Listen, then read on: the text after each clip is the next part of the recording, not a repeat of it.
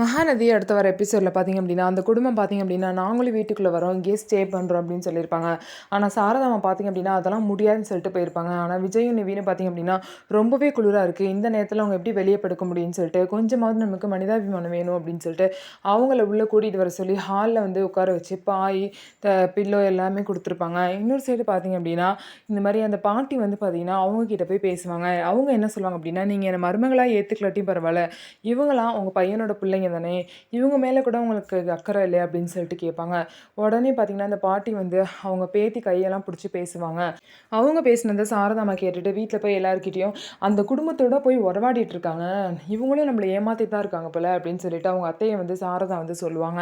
நான் அப்படிலாம் பேசலாம் இல்லை, சும்மா நான் போய் அவங்க கிட்ட நின்னே, வேற ஒன்றும் நான் அவங்களுக்குலாம் ஆறுதலெல்லாம் எதுவுமே சொல்லலை அப்படின்னு சொல்லிட்டு பாட்டியும் மலுப்பி மலுப்பி பேசுவாங்க. இவங்க எல்லாரும் பார்த்தீங்க அப்படின்னா, எப்படியாவது ரெஜிஸ்ட்ரேஷனை முடிச்சிடணும் அப்படின்னு சொல்லிட்டு தான் பிளான்ல இருந்தாங்க.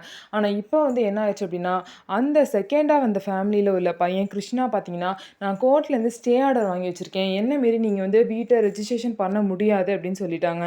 ஸோ என்ன மாரி நீங்கள் எதுவுமே பண்ண முடியாதுன்னு சொல்லிட்டு அந்த பையன் சொல்லிட்டாங்க. அதனால இந்த பிரச்சனையை முடிக்கணும் அப்படின்னா, இப்போதைக்கு இங்கே நம்ம இந்த பிரச்சனையை பற்றி பேச பேச மேலும் மேலும் அவங்களும் இன்னும் பிரச்சனை பண்ண தான் பார்ப்பாங்க. அதனால இப்போதைக்கு நம்ம இந்த ஊரில் இருந்து விட்டு கிளம்புறது தான் பெஸ்ட் அப்படின்னு சொல்லிட்டு விஜய் காவேரி கிட்ட சொல்லிட்டு இருக்காங்க. ஸோ என்ன ஆக போகுது, இவங்க வீட்டை பூட்டிட்டு கிளம்பிடுவாங்களா, அவங்க வீட்டை பூட்டுறதுக்கு விடுவாங்களா அப்படின்னு சொல்லிட்டு வெயிட் பண்ணி பார்ப்போம்.